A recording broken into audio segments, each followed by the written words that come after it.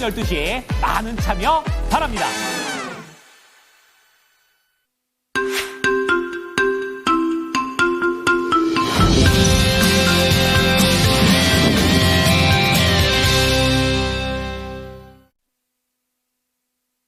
네, 자, 뉴욕 증시 같은 경우에는 국채 금리가 이렇게 계속 올라가면서 전반적인 부담을 줌에도 불구하고 연말에 산타를 좀 볼 수 있겠다라는 그런 신호들까지 나오고 있습니다. 자, 중요한 건 국내 증시가 될 텐데요. 자, 오늘도 내용들 알아보도록 하겠습니다. 오늘 모닝 스탠바이는 바로자산 운영의 윤정식 상무입니다. 상무님, 안녕하십니까? 네, 안녕하세요. 네. 자, 뉴욕 증시가 어쨌든 간에 2거래일 연속의 상승세를 일제히 좀 타고 있는 흐름입니다. 오늘 개장 전에 미국 증시를 포함해서 어떠한 부분들을 체크 포인트로 볼까요? 네, 뉴욕 증시가 상승을 많이 하지는 못했습니다. 나스닥이 1% 미만의 상승을 보여줬고, 그리고 주요 지수 중에 좀 하락한 지수들도 있었는데요. 그렇지만 내용이 좋았습니다. 보통 우리가 전약 후강, 전강 후약 이런 표현들을 쓰죠. 근데 미국 증시는 전약 후강이었습니다. 이 내용이 좋다라는 거죠. 약하게 시작을 했습니다. 차익 실현 매물이 좀 나오면서 트럼프 행정부에 대한 물가 부담, 경제 지표들이 좀 좋지 않게 나왔었죠. 심리 지수가 좋지 않았습니다. 심리적으로 트럼프 행정부가 출시가 되었을 때 관세로 인해서 물가가 올라갈 걸로 예상이 된다. 심리적으로 좀 위축이 되죠. 소비가 위축이 될 가능성이 좀 높다라는 이런 내용들. 그러면서 국채금리가 올라갔죠. 10년물 국채금리 4.6%까지 올라가면서 차익 실현 매물이 나왔습니다. 하락으로 출발했는데요. 하지만 하락한 이후에 이 테슬라와 엔비디아와 같은 일부 대형주들이 분위기를 잘 잡아줬습니다. 특히 이 엔비디아와 AMD 같은 경우는 모건 스탠리에서 목표 주가를 하향했죠. 그런데 이 두 종목은 좀 많이 올랐기 때문에 목표 주가가 조금 떨어진 거지 회사의 내용 자체가 바뀌어서 좀 떨어진 건 아니었습니다. AI 산업 자체에 대해서는 굉장히 긍정적으로 평가를 하면서 모건 스탠리에서 좋게 평가한 내용들이 시장에서는 긍정적으로 보여졌고요. 사실 국내에서도 반도체 관련된 종목들 어제 다 같이 상승을 했죠. 시장 분위기 자체가 다 좋았습니다. 미국에서도 이렇게 엔비디아와 테슬라가 사실 국내에서 미국을 봤을 때도 가장 이 관심도가 높은 두 종목이지만 미국에서도 가장 관심도가 높은 두 종목입니다. 이 두 종목이 중심을 잘 잡아줬죠. 이 두 종목의 상승세를 바탕으로 해서 다른 기술주들도 긍정적인 분위기를 보여줬고 하락했던 지수가 점차적으로 올라가기 시작을 했고요. 이 두 종목이 중심이 되어 있는 이 나스닥에서 상승폭이 가장 크게 나타나는 그런 모습을 보여줬습니다. 이 미국에 있어서의 이런 이 주가 상승이 이 국내에서는 어제 같은 경우 일정 부분은 좀 선반영이 되어 있는 그런 모습입니다. 어제 분명히 미국에서 국채금리는 4.6%로 굉장히 좀 높게 나타났습니다. 그렇지만 어제 국내 증시 같은 경우는 지난 금요일하고 토요일 끝난 미국 증시의 분위기가 좋았었죠. 이런 부분들이 상당히 좀 긍정적으로 좀 반영이 되어 있었습니다. 미국의 인플레이션 우려감이 좀 완화가 되면서 국내 증시에서 특히 수급적으로 외국인과 기관이 양매수가 들어오는 그런 날이 양매수가 들어왔고요. 물론 이제 수급적으로 연기금의 매수가 들어왔지만 금융 투자가 좀 많이 들어왔다는 게 조금 아쉬운 점이긴 합니다만 어찌 됐든 외국인과 기관이 양매수가 들어오면서 지수를 다시 끌어올렸고요. 2,400선 초반에 머물러 있었던 지수가 2,400선 중반까지 2,442포인트로 마감을 했죠. 중반까지 올라가는 긍정적인 모습을 보여줬습니다. 외국인 기관이 코스피 양매수했고요. 코스닥 같은 경우도 양매수했습니다. 그러면서 시가총액 상위 종목 대부분이 좀 상승을 하는 모습을 보여줬고요. 급등을 하는 종목들, 물론 이제 고려아연이라든지 아니면 코스닥 시장에서 이 삼천당제약과 같은 이런 급등하는 종목들도 있었습니다만 이런 일부 몇몇 종목들을 제외하면, 그러니까 이슈가 있었던 이런 종목들을 제외하면 대체적으로 시가총액 상위 종목 대부분이 1에서 한 2% 정도 긍정적으로 좀 고르게 좀 상승을 하는 그런 모습을 보여줬습니다. 네이버와 기아만 사실 코스피에서는 상승을 좀 못했죠. 특히 네이버 같은 경우는 이 우려감들이 좀 나왔었죠. AI 쪽에서 좀 뒤처질 수 있다. 이런 부분들이 좀 나왔는데 AI 쪽에서 뒤처질 수 있다라는 내용이 기관에서 강하게 좀 매도를 했습니다. 그 기관에서 이런 내용들도 영향을 좀 미쳤겠지만 최근에 주가가 네이버가 많이 올라갔죠. 최근에 11월 달부터 해서 지금까지 따지면 지금까지만 따져도 20%가 넘게 올라갔습니다. 굉장히 좀 많이 올라갔죠. 그래서 좀 단기적으로 많이 올라갔다. 그리고 9월부터 따진다라면은 30% 이상 상승을 했습니다. 그렇기 때문에 단기적으로 상승한 부분에 있어서의 차익 실현 매물이 좀 나왔다라고 보시면 되겠고요. 기아 같은 경우도 좀 마찬가지입니다. 특별히 나빴다라기보다 그리고 어제 하락폭이 굉장히 큰 편이 아니었죠. 약보합 정도 수준으로 마감을 했기 때문에 이 두 종목을 제외하면 대체적으로 시장의 분위기는 긍정적이었다라는 점. 수급적으로도 긍정적이고 사실 환율에 있어서 좀 부담이 될 수 있습니다. 2,450원을 넘어갔죠. 그래서 이 환율이 좀 부담이 될 수 있었음에도 불구하고 외국인이 여기서 굉장히 드라마틱한 원화의 약세까지는 외국인도 생각을 좀 덜 하고 있었다라는 점이 수급적으로도 좀 반영이 된 것 같고요.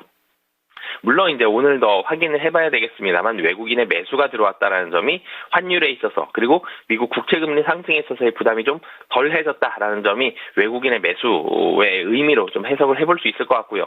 SBS와 신세계 같은 종목들, SBS 같은 경우는 넷플릭스와 이런 협업 등을 통해서 앞으로의 시가총액 훨씬 더 커질 수 있다라는 점, 이런 부분들이 좀 긍정적으로 작용을 했고요. SBS는 이 그룹사적인 이슈들이 좀 있었죠. 상당히 좀 어려움을 많이 겪었었는데 이런 자체적인 노력 등을 통해서 앞으로의 시가총액 훨씬 더 커질 수 있다. 매출액과 영업이익단이 폭발적으로 성장할 수 있다라는 이런 기대감들을 가지면서 이슈가 있었죠. 좋은 이슈로 인해 상승을 했고 신세계 이 그룹주 같은 경우는 정용진 부회장이 이 트럼프 당선인을 만났죠. 그러면서 이 부분에 대한 기대감들을 가지고 좀 상승을 했는데 이런 이벤트가 있었던 종목들도 상승을 하는 그런 모습을 보여줬습니다. 그러니까 최근 시장이 이 하락을 하든 상승을 하든 주목을 받는 게 개별 종목들, 이슈가 있는 종목들, 그리고 테마주들, 이런 종목들이 굉장히 관심을 많이 갖죠. 그 이유가 박스권을 뚫기 힘들 것이다라는 게 이 시장 투자자들의 투자하기 전에 저변에 좀 깔려있는 기본적인 생각이거든요, 요즘에. 그러니까 2,500선을 확 넘어갈 수 있느냐, 여기에 대해서 오라고, 맞다라고 대답할 수 있는 투자자들이 별로 없죠. 2,500선은 쉽지 않다라는 점. 여기를 뚫어내기 위해서는 굉장히 강력한 시장을 전체적으로 통제할 수 있을 만한 긍정적인 모멘텀이 좀 필요한데, 그런 모멘텀이 아직까지는 좀 나오지 못한다라는 점. 그러니까 이제 오늘 크리스마스 이브고요. 내일 크리스마스인데 산타 랠리를 굉장히 많이 기대를 하고 있습니다만, 산타가 굉장히 큰 선물 가지고 오기에는 쉽진 않죠. 작은 선물이라도 좀 가지고 와서 지수를 좀 더 끌어올려주고 2,500선 언저리에서 시장 마감하면 참 좋을 텐데 그 부분에 대한 확신이 시장 참가자들한테는 별로 없습니다. 그렇기 때문에 이 시장이 좀 갇혀있다. 그럴 때는 좀 개별 종목이라든지 이슈가 있는 종목들, 테마주들, 이런 종목들이 많이 좀 주목을 받는데, 그래서 최근에 양자, 컴퓨팅 관련된 종목들이라든지, 정치 테마주라든지, 이런 사실 긍정적인 뉴스가 나온 종목들도 있겠습니다만, 이런 테마주가 많이 움직이는 이유가 박스권 상단을 뚫기 힘들다라는 이런 부분들이 좀 많이 깔려있기 때문이고요. 저 개인적으로도 단기 상승한 이후에 또 2,500선 언저리 가면 또 매물이 좀 나올 겁니다. 그래서 여기를 뚫기 위해서는 굉장히 좀 큰 모멘텀이 좀 필요한데 이런 부분들은 시간이 좀 더 지나야 되겠고요. 1월이 좀 되면서 1월 효과를 좀 기대하면서 12월은 좀 넘기고 박스권 돌파는 1월을 좀 더 기대해 봐야 된다라고 보시면 되겠고요. 그렇기 때문에 당분간은 좀 박스권 안에서 순환매가 좀 나올 가능성이 좀 높다라고 보시면 되겠습니다. 결국에는 종목을 잘 골라야 되는 그런 시장이 계속해서 이어질 것으로 전망해 주셨습니다. 자, 이어서 모닝 관심주 들어가 볼 텐데요. 아무래도 지난주 얘기를 해주셨던 것 중에서 오리온 같은 경우에는 말씀 이후에 또 급등세가 나오는 흐름이었습니다. 다만 개별적인 악재가 없는 가운데 네이버라든지 SK 스퀘어 쪽에서는 하락세가 나왔는데 저가 매수로도 여전히 괜찮다, 매력 있다, 그렇게 판단하십니까? 네, 사실 네이버와 SK 스퀘어 성격이 조금 다르죠. SK 스퀘어 같은 경우는 배당에 좀 포커스를 맞췄기 때문에 좀 중장기적으로 보시면 좋을 것 같고요. 네이버는 사업 영역 자체가 긍정적입니다. 지금 커머스가 살아나고 있다라는 점, 이런 부분들이 긍정적이었는데 단기적으로 좀 많이 올랐죠. 그런 부분에 있어서 차익 실현 매물이 좀 나왔다라고 보시면 되겠고요. 차익 실현 매물 어느 정도 소화한 이후에 다시 한번 지금 커머스가 잘 되고 있기 때문에 다시 한번 기대감을 가지고 좀 올라갈 가능성이 높다라고 보시면 되겠습니다. 네. 자, 말씀해 주신 내용들 다시 한번 AS 도와드렸습니다. 그럼 첫 번째 키워드로 넘어가 볼게요. 어디에서 잡으셨습니까? 예, 인제 연준이 이 금리 인하를 했습니다. 세 번째 했고요. 그러면서 세 번째 금리 인하 했고, 그 이후에, 사실 이번 금리 인하 이후에 매파적인 발언이 나왔는데, 어찌됐든 세 번 금리 인하했고, 그 이후에 시장 어떤 식으로 대응을 해야 될지 그 부분 좀 말씀드리도록 하겠습니다. 네, 기대 이하로 바뀌어 있는 시장 분위기인데요. 이럴 때일수록 더 정확한 전략이 필요해 보입니다. 어떻게 접근할까요? 네, 좀 전에도 말씀드렸듯이 12월 연준이 세 번째 금리 인하를 단행을 했습니다. 하지만 금리 인하한 이후에 시장 사실 긍정적이었어야 되는데 매파적인 전망이 있었죠. 그러면서 미국 국채 금리가 상승을 했고요. 달러 강세로 인해서 신흥국 통화 가치가 급락하는 모습을 보여줬습니다. 계엄 사태보다 더 많이 올라갔죠. 국내 원화의 약세 정도는 상당히 높은 수준으로 1,450원입니다. 정부의 일정 부분에 개입이 있었음에도 불구하고 굉장히 높은 환율을 유지하고 있고요. 지수 상승 같은 경우는 미국 금리의 이런 상승세가 좀 진정이 된 이후에나 좀 가능할 것으로 보여지기 때문에 미국 10년물 국채금리가 4.5% 이상에서 10bp가 올라갈 때마다 S&P 지수가 한 2% 정도, 코스피는 3% 정도의 조정이 나타날 수 있는 가능성이 좀 있다라는 점. 그러니까 금리가 많이 올라가면 안 됩니다. 물론 이제 전일 같은 경우 4.6%로 좀 올라가긴 했습니다만 그럼에도 불구하고 지수가 잘 버텨줬죠. 이런 긍정적인 현상은 최근에 주가가 좀 조정을 받았던 이후에 좀 나타났다라는 점, 그리고 이제는 크리스마스다라는 점, 이런 부분들로 인해서 어느 정도 좀 희석이 됐는데 일반적으로는 국채금리가 좀 올라가면 올라갈수록 이 지수에는, 이 주가에는 좀 부정적이다라는 점, 부담이 좀 있다라고 보시면 되겠는데요. 1990년대에도 연준이 금리 인하를 좀 추세적으로 좀 했습니다. 그리고 이 9.11 테러, 2000년대 이후에는 9.11 테러 때 글로벌 금융위기, 코로나 팬데믹 이럴 때 또 금리 인하를 단행을 했었는데 이때는 경제적으로 사실 상당히 좀 좋지 않았었죠. 90년대의 경험을 지금에 좀 대입을 해보면 연준의 세 번째 금리 인하 이후에는 경기 선행지수, 경기 동행지수, 경기 후행지수가 동반해서 좀 상승하는 그런 모습을 보여줬습니다. 기준금리의 인하 이후에는 기준금리를 인하하게 되면 유동성이 풀리죠. 그러니까 은행으로 가기보다는 실물에서, 시중에서 돌아가는 자금들이 훨씬 많아집니다. 그럴 때는 경기 사이클이 개선이 되는 경우가 상당히 좀 일반적인 그런 모습들을 보여줬습니다. 전체적으로는 매출이 증가되겠죠. 유동성이 많이 풀렸기 때문에 현금을 들고 있는 것보다, 현금을 가지고 집에 있는 것보다, 현금을 가지고 은행에 예금하는 것보다도 이 현금을 가지고 무언가 실물 자산을 사고요. 아니면 소비를 하는 게 훨씬 유리하죠. 왜냐하면 유동성이 많이 풀리면 물가도 올라가고요. 그러면서 하루라도 좀 더 빨리 무언가를 자산을 사든지 물건을 사든지 이런 경우들이 훨씬 유리한 그런 환경들이 펼쳐지기 때문에 이 기준금리를 인하하게 되면 경기 사이클은 개선이 되게 됩니다. 근데 여기에서 어떤 주식들이 좀 올라갔느냐 라는 부분들을 보면 전체적으로 기업들의 매출과 이익이 당연히 증가하겠죠. 경기 사이클이 개선이 될 가능성이 높으니까요. 그러면서 이 수익성, ROE라고 보통 많이 표현을 하죠. 이 수익성이 개선이 되는 여부 보다도 잉여 현금에 대한 그러니까 현금을 얼마나 보유했느냐 이런 부분들이 이 주가 수익률에 영향을 많이 좀 주는 그런 모습들을 보여줬습니다.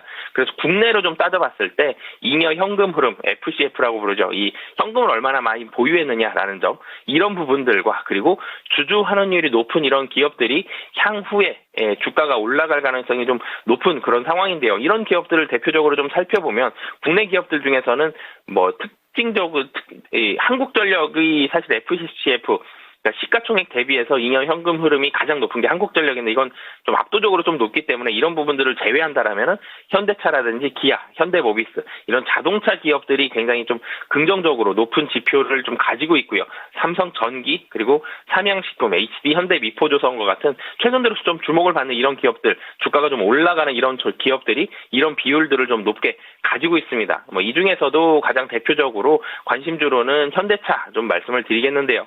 뭐 관세 얘기가 계속적으로 나오죠. 관세 부과를 반영한다고 하더라도 뭐 이 시간에도 말씀을 드렸었는데 뭐 영업이익 10조 원 충분히 좀 넘을 겁니다. 어렵지 않게 쉽게 좀 넘을 걸로 보여지고요. 그리고 PER이 극단적으로 좀 저평가 상태입니다. 여전히 5배도 안 되는 저평가 상태다라는 점. 영업이익 10조 원 넘는데 PER이 5배 미만입니다. 지금도 성장을 하고 있고 신규 모멘텀으로 수소차라든지 전기차에 대한 확대 이런 부분들도 가지고 있기 때문에 관심주로는 현대차 관심 갖고 보시면 좋을 것 같습니다. 네. 자, 금리 인하가 결국에 기업에서 어디를 봐야 되는지까지 체크를 좀 해주셨는데요. 현대차 같은 경우에는 오늘 뭐 전고체 파일럿에 대한 그런 얘기들까지 나오고 있는 상황입니다. 최근에 30만 원 이제 근처까지 올라갔다가 다시 한번 거의 바닥 수준까지 좀 내려와 있는데 어느 정도의 목표가를 잡을까요? 네, 우선 가격이 부담이 없습니다. 바닥권이 한 20만 원 정도인데요. 지금 21만 5천 원이죠. 현대차는 중장기적으로 좀 보셔도 좋을 것 같고요. 환율에 있어서도 굉장히 우호적입니다. 1,400원에 관세 10% 잡더라도 영업이익 약 한 12조 원은 가능할 것으로 보여지거든요. 근데 환율이 이 상태다. 그럼 영업이익 더 잘 나옵니다. 그렇기 때문에 좀 중장기적으로 좀 보시면 좋을 것 같고요. 목표 주가는 이전에 사실 박스권 중심선이죠. 24만 원까지 잡고 대응하시면 좋을 것 같습니다. 네, 좋습니다. 시장 상황이 부진해지는 듯 하지만 여기에서 또 이렇게 활용해 볼 수 있는 부분들은 여전히 있습니다. 현대차였습니다. 자, 두 번째 키워드는 어디인가요? 네, 어제 같은 경우 조선주들 상당히 긍정적인 모습을 보여줬죠. 이 선박법, 미국에서 Ships Act라 그러죠. 선박법이 제정이 될 것이다. 이런 부분들이 영향을 많이 미쳤는데 이 부분이 어떤 부분인지 그리고 어떤 부분이 좀 수혜가 될지 말씀드리도록 하겠습니다. 네, 선박이라고 해서 여러 가지 선박이 있는데 골라야 되는 상황이다라는 것을 시사해주고 계십니다. 어떤 부분 볼까요? 네, 선박법에 대한 얘기가 나왔었죠. 근데 이 선박법이 미국 지금 118대 의회거든요. 118대 의회에서 공화당과 민주당 소속 상하원 의원 4명이 12월 19일에 이 법안을 발의를 했습니다. 저는 한글로 말씀을 드리면 미국 조선 및 항만 인프라 번영과 안보를 위한 법안입니다.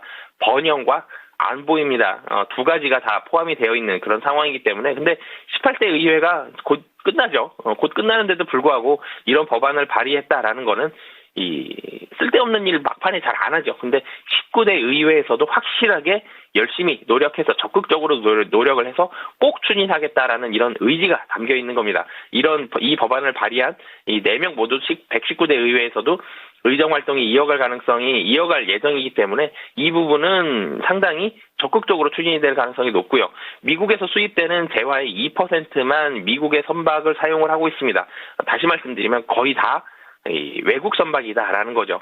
2차 세계대전 말에 10,000척에 달했던 미국 선적 국제무역 상선이 현재 80척입니다. 그동안 거의 다 없어졌다는 거죠. 미국 내 조선소도 20개밖에 되지 않고요. 그마저도 군함 목적의 조선소가 거의 답니다. 그래서 미국 내는 실질적으로 상선을 건조하는 이 조선소가 거의 없다라고 보시면 되는데요. 근데 중국 같은 경우는 반대죠.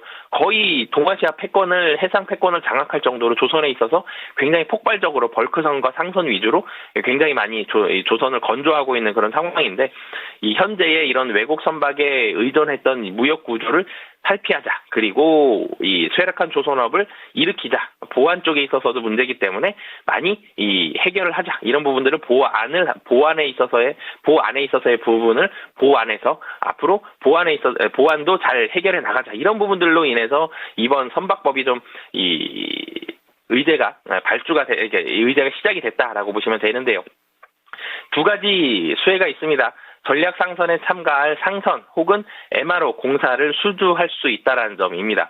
전략 상선단에 참가할 상선은 이 미국에서 건조하거나 외국 건조 선박 중에서 일정한 자격, 선령이 14년 이하라든지 미국 시민권이 있는 선주라든지 이 선박에 좀 진입을 해보자라는 점. 어찌됐든 미국 내에서만 생산하는 선박으로는 채울 수가 없습니다, 지금. 그렇기 때문에 이 전략 상선에 진입을 해보자라는 점. 이게 한 가지가 있고요. 미국 내 상선과 그리고 군함 조선소, 한화 오션처럼 이런 데에 투자를 하면서 인센티브를 수취할 수 있다라는 점.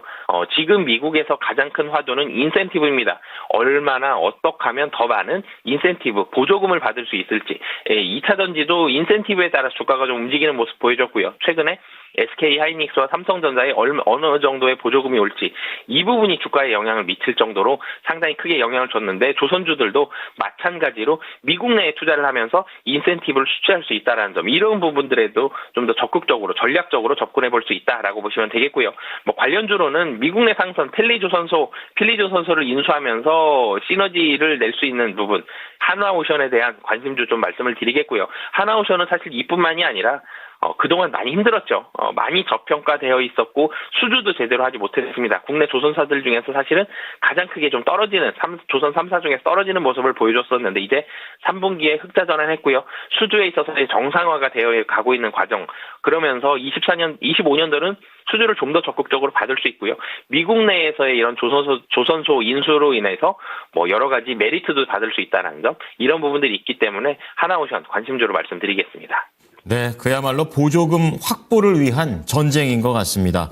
자, 최근에 그렇다면 말씀해 주신 내용대로 좀 의미 있는 상승세를 보여주는데요. 상방을 얼마나 보십니까? 네, 하나오션은 사실 바닥권이 27,000원 정도였습니다. 여기에서부터 크게 좀 상승을 했었고요. 그러다가 지금 3만원대 중반까지 좀 상승했습니다. 이전에 사실 한참 동안 이어갔었던 박스권의 상단 부근이지만 여기를 기관들의 수급으로 굉장히 좀 강하게 뚫었다라는 점, 그렇기 때문에 이전 고점 부근이죠. 4만원 목표가 잡고 대응하시면 좋을 것 같습니다. 네. 자, 조선과 이 군용과 관련된 내용들이 합쳐져 있는 종목이죠. 하나오션이었습니다. 자, 마지막으로 관심주 핵심만 들어보겠습니다. 네, 엔터 중에서 하이브 좀 말씀을 드리겠고요. 하이브는 세 가지의 모멘텀을 가지고 있습니다. BTS 활동이 이제 25년도 재개가 될 것이고요. 그리고 저연차, 그러니까 데뷔한 지 얼마 안 된 아티스트들이 이제는 조금씩 수익을 낼 수 있다는 점. 그러니까 아티스트 데뷔시키려면 돈이 많이 들어가죠. 그리고 초기에는 돈을 잘 못 법니다. 근데 이게 시간이 좀 흐르면서 수익화가 된다는 점. 그리고 마지막으로는 위버스입니다. 하이브가 가진 가장 큰 무기는 BTS와 위버스거든요. 위버스의 유료화 같은 이런 모멘텀 등으로 인해서 25년도 수익은 2025년도는 실적 성장 가식성이 굉장히 좀 높다. 그렇기 때문에 하이브 관심주로 보시면 좋을 것 같습니다. 네. 자, 하이브 같은 경우에는 워낙에 내홍이 좀 있었었는데 이제 이 부분을 좀 뒤로 하고 앞으로를 좀 내다보자라는 관점이세요. 최근에 다시 한번 이제 올라왔다가 살짝 내려가고는 있습니다. 목표가는요? 네, 지금 16만 원 저점 찍고 올라가다가 다시 한번 조정받고 또 다시 상승을 하고 있습니다. 조금 긴 호흡으로 보시면 좋을 것 같고요. 내년까지는 수익성은 분명히 좋아집니다. 금년보다. 그렇기 때문에 좀 길게 보시면서 목표 가격은 사실은 이 전전 고점이자 연초에 있는 고점 25만 원까지 좀 길게 잡고 대응하시면 좋을 것 같습니다. 네. 자, 오늘 윤정식 상무에 공개된 종목들 다시 한번 정리해 드리겠습니다. 자, 첫 번째는 이제 경기 전망과 관련해서 기업의 어떠한 부분들을 봐야 되는지, 수익성, 주주 환원 이러한 부분들을 좀 보자고 얘기해 주시면서 현대차입니다. 지금 중장기 관점에서 24만 원이고요. 두 번째 키워드는 조선에다가 이제 군용과 관련된 특수선들을 좀 포함해서 미국의 보조금 확보와 관련된 내용들을 엮어봤습니다. 한화오션 목표가 4만 원. 마지막으로 엔터 쪽에서는 이제 하이브입니다. BTS 이제 군대다 거의 다 갔다 왔는데요. 재개된다는 내용과 그리고 플랫폼에 대한 기대감까지 있습니다. 중장기 관점에서 25만 원 제시해 주셨습니다. 상무님, 오늘 내용들 잘 참고하겠습니다. 감사합니다. 네, 감사합니다. 지금까지 투자 판단에 도움이 될 수 있는 정보를 제공해 드렸습니다. 하지만 특정 종목의 상승과 하락을 보장하지는 않으니까요. 참고해 주시기 바랍니다. 오늘도 즐거운 투자 되시면 좋겠습니다. 고맙습니다.